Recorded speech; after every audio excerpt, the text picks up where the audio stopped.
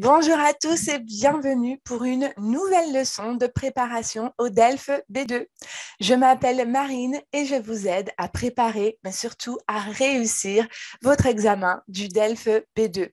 Pour plus de contenu, n'hésitez pas à me suivre sur Instagram. Mon compte s'appelle Les recettes de grammaire et je publie des vidéos presque tous les jours où vous pourrez apprendre du nouveau vocabulaire.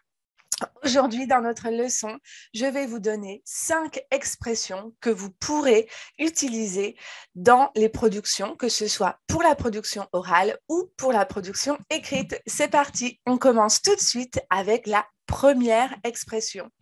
Croire dur comme fer. Croire dur comme fer. Cette expression signifie être convaincu, être persuadé, être sûr à 100% de l'argument que vous avancez. Par exemple, dans le contexte du débat de la production orale, vous pouvez dire « Je comprends tout à fait votre point de vue. Cependant, je ne le partage pas. En effet, je crois dur comme fer que les congés scolaires sont essentiels pour les élèves. » Croire dur comme fer est une très bonne expression que vous pourrez utiliser lors de vos argumentations.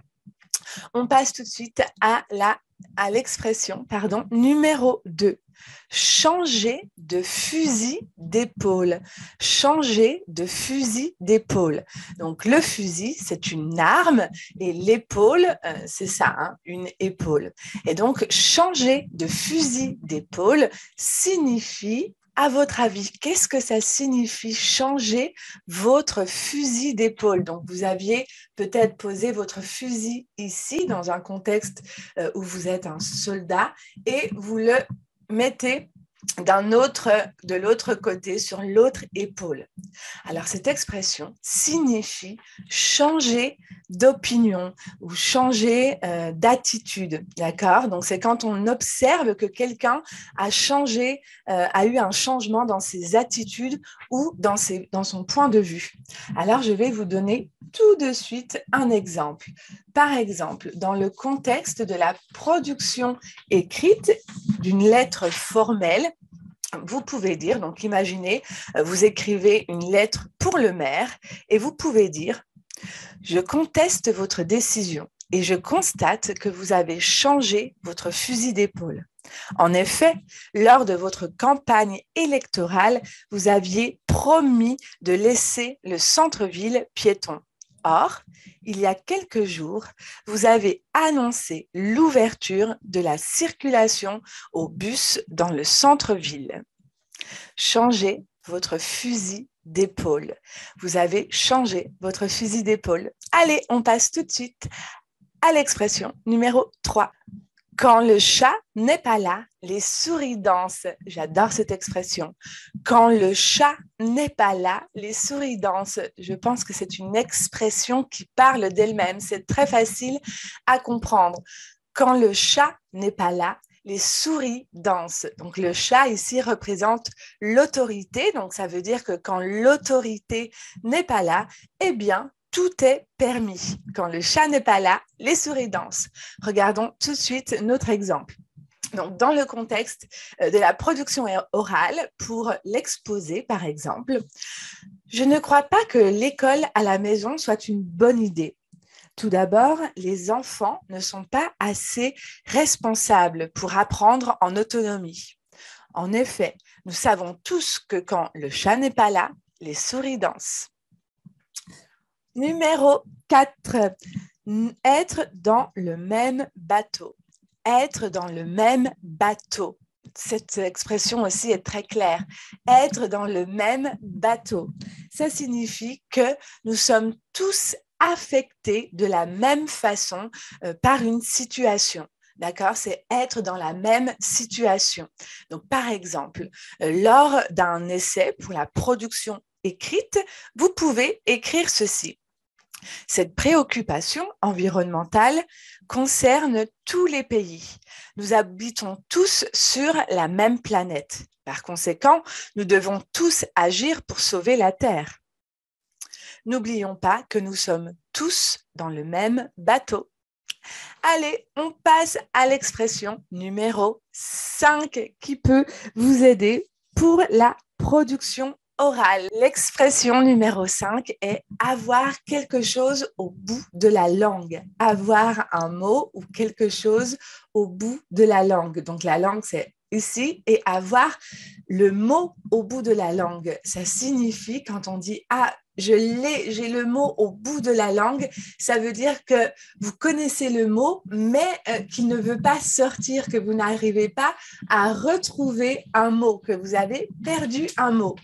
Donc ça peut être très utile lors de votre production orale, par exemple, au lieu de stresser, au lieu de paniquer parce que vous ne trouvez pas un mot, utilisez cette expression et elle fera sensation auprès des examinateurs. Par exemple, donc production orale. À mon avis, leur salaire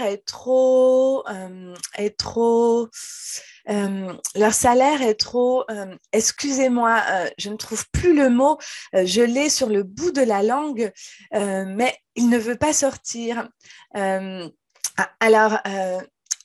l'ai sur le bout de la langue. Bon, c'est pas grave, je vais trouver un autre mot. Alors, ce que je veux dire est que leur salaire est trop haut. D'accord? Donc voilà, dédramatiser, si vous ne trouvez pas un mot, ça arrive à tout le monde, même dans notre langue maternelle. Donc vous pouvez utiliser cette expression et ça vous aidera à peut-être vous sentir plus détendu.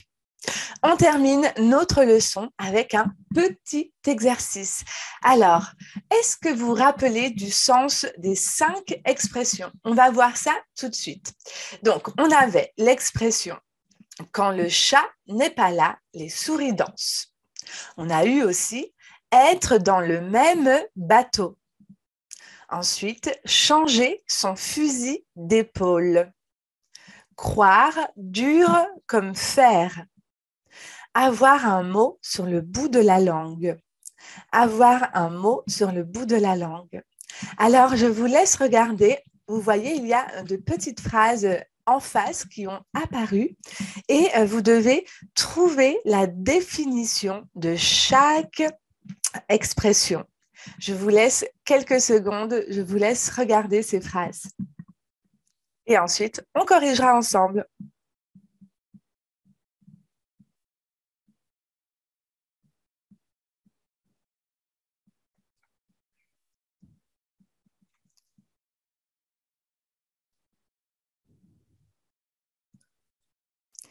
Allez, on passe à la correction. Donc, expression 1, quand le chat n'est pas là, ça va avec la définition D.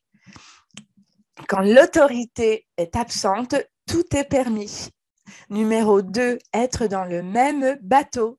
Cela signifie C, être dans la même situation. Numéro 3, changer son fusil d'épaule. Changer son fusil d'épaule.